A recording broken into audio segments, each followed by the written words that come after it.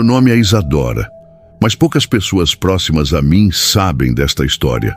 Aliás, eu mesma levei muitos anos até conseguir falar sobre isso sem sentir meu corpo travar, sem sentir a garganta secar e sem ter aquele impulso absurdo de olhar para trás, como se algo ou alguém pudesse estar me observando no escuro. Eu sempre fui muito sensível a presenças espirituais, mas o episódio que vivenciei quando tinha apenas 6 anos não foi apenas um susto infantil, nem um pesadelo mal lembrado. O que ocorreu naquela véspera de Natal me acompanhou por toda a vida, como uma sombra grudada na minha memória, como se o tempo não tivesse conseguido apagar nenhum detalhe, e talvez nunca apague. Tudo começou em um dia aparentemente comum. Era 23 de dezembro, um dia antes da ceia. Minha mãe, Rafaela, sempre levava essa data muito a sério. Era quase um ritual. Ela acreditava que o Natal era a época mais pura do ano, quando energias boas circulavam pelas casas, quando todos deveriam abrir o coração para o perdão. Eu, como criança, apenas achava tudo muito bonito. As luzes, os enfeites, o cheiro de bolo de frutas e de canela que tomava conta da cozinha. Naquele ano, porém, algo estava diferente, mesmo que eu não tivesse percebido logo de início. Acordei cedo, por volta das 7 horas da manhã, ou como minha mãe dizia na época, 7 horas inteirinhas do relógio, com o som da vitrola antiga do meu avô tocando músicas natalinas.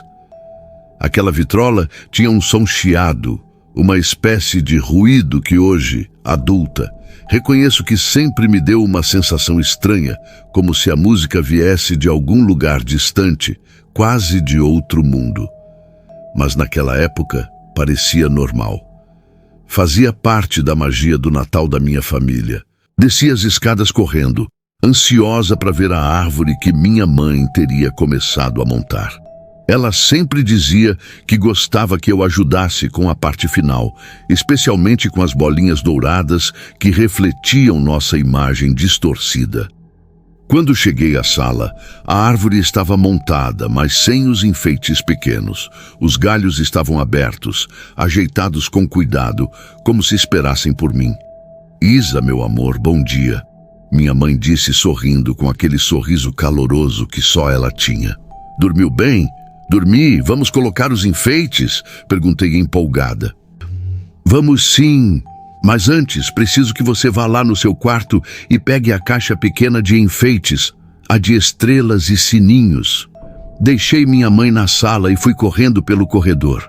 Era um corredor estreito, com paredes cobertas por fotos antigas. Meu avô, minha avó, meus tios quando crianças. Todas aquelas imagens em preto e branco me davam uma sensação estranha, como se aquelas pessoas estivessem me observando enquanto eu passava. Às vezes, eu tinha a impressão de que alguma foto tinha mudado de posição, mas nunca falei nada para não assustar minha mãe. Quando virei o corredor e coloquei o pé diante da porta do meu quarto, senti como se o ar ficasse pesado de repente. Não sei explicar. Era como se algo invisível tivesse bloqueado minha passagem. E então eu o vi. Um menino, parado bem na entrada do meu quarto. Ele não parecia ter a minha idade. Eu tinha 6 anos na época, mas ele aparentava ter aproximadamente 15 anos. Era alto, magro e tinha uma aparência estranha, como se estivesse desbotado. Sua pele era extremamente clara, quase acinzentada, como se não houvesse sangue circulando por ela. Os olhos eram fundos, escuros, vazios, e a expressão era neutra demais. Parecia que ele não tinha emoções, ou que as tinha esquecido. Ele vestia uma camisa antiga, de mangas compridas, com botões que pareciam ter sido costurados à mão. Eu congelei na mesma hora. Não conseguia me mover nem respirar direito. Fiquei ali parada, sentindo minhas pernas tremerem, enquanto o menino simplesmente me encarava. Ele não piscava, não respirava, não se mexia. Era como uma fotografia, só que viva demais para ser apenas isso. Tentei gritar, mas nada saiu. Meu corpo não respondia. Minha mãe, percebendo que eu demorava demais, chamou meu nome 2 vezes. Quando viu que eu ainda não tinha voltado, veio até mim. Ela colocou a mão no meu ombro e naquele instante o menino desapareceu, como se nunca estivesse ali. Nem som, nem movimento, nem sombra. Apenas sumiu. Isa, por que você está assim? Minha mãe perguntou. Está pálida. O que houve? Eu não consegui responder. Só apontei com o dedo para a porta.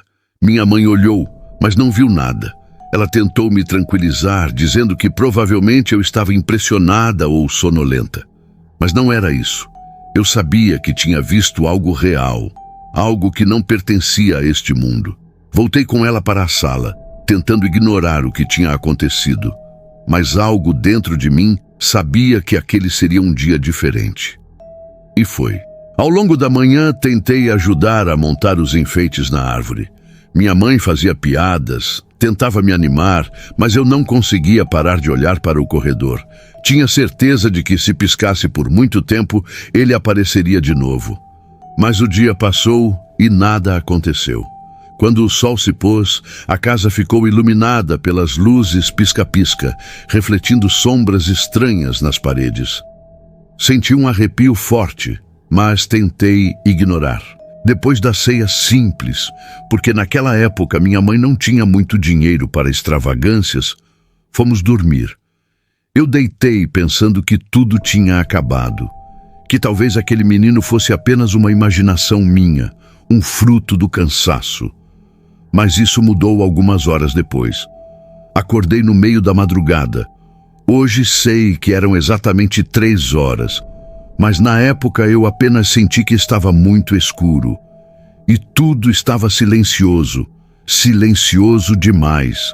Aquele silêncio sufocante que incomoda até o pensamento. Levantei da cama com cuidado, porque precisava ir ao banheiro. A porta do meu quarto fez um rangido fraco quando a abri.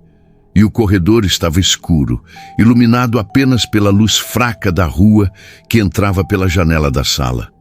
Caminhei devagar, sentindo o chão frio sob meus pés. Foi quando cheguei perto da sala que percebi algo estranho. A árvore de Natal estava ligada, mas minha mãe sempre desligava as luzes antes de dormir. Sempre. Era uma das regras dela.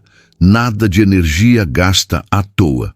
As luzes piscavam devagar, mudando de verde para vermelho, depois dourado, criando um jogo de sombras na parede. E ali, na frente da árvore, estava ele, o mesmo menino. Ele estava de costas para mim, olhando a árvore como se estivesse admirando cada detalhe. Seus ombros estavam relaxados e, mesmo sem ver seu rosto naquele momento, senti o mesmo arrepio que havia sentido mais cedo. A sala parecia mais fria do que o resto da casa.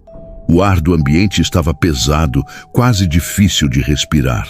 Eu queria voltar para o quarto, queria correr, mas algo em mim me impedia.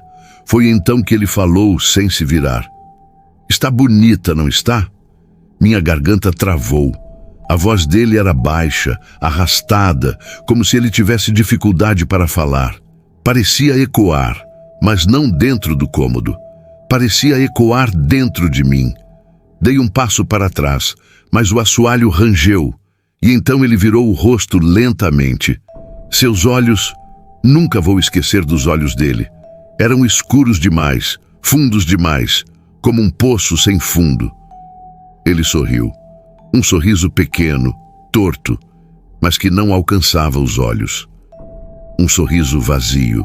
Eu gostava do Natal, quando eu era como você. Minha respiração ficou presa no peito. Meu coração batia tão rápido que eu achei que ia desmaiar. Ele deu um passo em minha direção, depois outro. Eu tentei correr, mas minhas pernas não respondiam. De repente, ele piscou, mas novamente não foi uma piscada normal. Tudo ao meu redor apagou por um instante, e quando a visão voltou, ele estava tão perto que eu conseguia sentir o frio emanando do corpo dele. Um frio que não parecia deste mundo, um frio que parecia atravessar minha pele e tocar diretamente meus ossos. Seus enfeites são tão bonitos, ele disse, inclinando a cabeça. Posso ficar mais um pouco? Eu gritei. Gritei tão alto que acordei minha mãe. Saí correndo, tropeçando nos tapetes, sentindo as lágrimas escorrerem pelo rosto. Entrei no quarto dela e pulei na cama, tremendo, soluçando. Minha mãe acendeu todas as luzes, desesperada, perguntando o que estava acontecendo. Eu só conseguia dizer: ele estava lá de novo. Minha mãe me abraçou e disse que estava tudo bem, que eu estava assustada, que tudo ficaria bem quando amanhecesse. Mas eu sabia que não era apenas medo. A presença dele era real. Ele estava ali. Ele existia. E eu tinha certeza de que minha mãe, no fundo, percebeu que algo estava muito errado, mesmo que tentasse negar. Quando o dia amanheceu, voltamos para a sala. E foi aí que percebi algo ainda pior. Alguns enfeites da árvore estavam diferentes. A estrela que eu tinha colocado no galho inferior esquerdo agora estava no lado direito. Os sininhos tinham sido movidos mais para cima, e um dos laços vermelhos que minha mãe amava tanto estava caído no chão, como se alguém tivesse mexido nele durante a madrugada. Minha mãe tentou justificar dizendo que talvez tivéssemos colocado rápido demais, que talvez eu mesma tivesse mexido sem perceber. Mas eu sabia a verdade. Ele mexeu. Ele realmente mexeu. Depois daquele dia, nunca mais o vi. Não fisicamente. Nunca mais ele apareceu na porta do meu quarto. Nunca mais apareceu diante da árvore. Mas isso não significa que ele tenha ido embora. Durante muitos anos, eu ainda sentia sua presença. Às vezes, no meio da madrugada, acordava com a sensação de que alguém estava me observando. Outras vezes, sentia aquele cheiro triste, mistura de terra molhada e madeira antiga. E, em alguns momentos, percebia sombras passando pelo corredor. Sombras que não eram minhas, nem de ninguém vivo. E o pior de tudo é que durante muito tempo eu não consegui montar uma árvore de Natal. Só de ver uma luz piscando no escuro, meu corpo travava. Era como se meu subconsciente soubesse que qualquer árvore poderia atrair aquela presença novamente. Como se ele ainda estivesse à espreita, esperando por uma nova oportunidade de aparecer. Com o tempo, descobri coisas estranhas sobre a casa onde morávamos. Descobri que muitos anos antes de eu nascer, um menino realmente havia morrido ali, na sala, perto de onde montávamos a árvore todos os anos. Ele tinha exatamente 15 anos quando faleceu, vítima de uma pneumonia severa.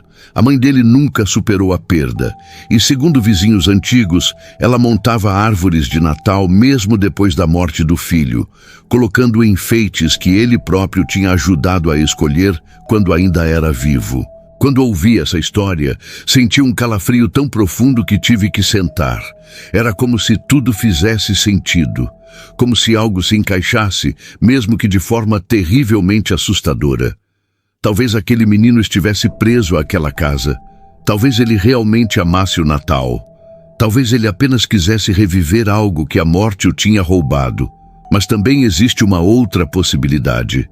Uma que nunca consegui ignorar completamente. Uma que me assombra até hoje. E se aquele menino não fosse realmente o menino que morreu ali? E se fosse outra coisa? Algo que se aproveita da figura de uma criança para se aproximar, porque quando lembro dos olhos dele, aqueles olhos vazios, escuros, sem alma, não consigo imaginar que fossem olhos de um espírito buscando conforto. Pareciam olhos de algo muito mais antigo, mais profundo, mais frio. Hoje, sou adulta, já tenho meus próprios rituais natalinos, mas nunca monto uma árvore sozinha, nunca deixo luzes acesas durante a madrugada e sempre verifico 2 vezes, às vezes 3 vezes, se tudo está desligado. Mas às vezes, só às vezes, quando estou sozinha na sala e vejo o reflexo das luzes piscando na janela, sinto aquele arrepio antigo subir pelo meu corpo. Aquele mesmo arrepio que senti aos 6 anos de idade. E então, por um instante, tenho a impressão de ver uma sombra parada perto da porta do corredor. Uma sombra alta, magra, imóvel. E sempre que isso acontece, eu fecho os olhos e respiro fundo, torcendo com todas as forças para que seja apenas o meu medo. Apenas a minha imaginação, apenas um reflexo estranho da luz. Mas lá no fundo, bem lá no fundo, eu sei que nem tudo desaparece com o tempo, nem todas as presenças se vão, nem todos os espíritos encontram descanso. Alguns continuam procurando o Natal perdido, continuam procurando uma árvore iluminada, continuam procurando uma criança, e eu só posso esperar, torcer, rezar, para que nunca mais seja eu. O relato de Isadora revela como presenças espirituais podem se manifestar em momentos emocionalmente carregados, como o Natal. A figura do menino demonstra que nem sempre espíritos se afastam facilmente de lugares onde criaram laços afetivos ou onde viveram memórias profundas. Ao mesmo tempo, a ambiguidade da entidade sugere que nem todas as aparições são benignas e que algumas podem, de fato, mascarar intenções obscuras sob a forma de inocência. O caso reforça a importância da sensibilidade infantil e lembra que há experiências que, por mais que o tempo passe, nunca deixam de assombrar.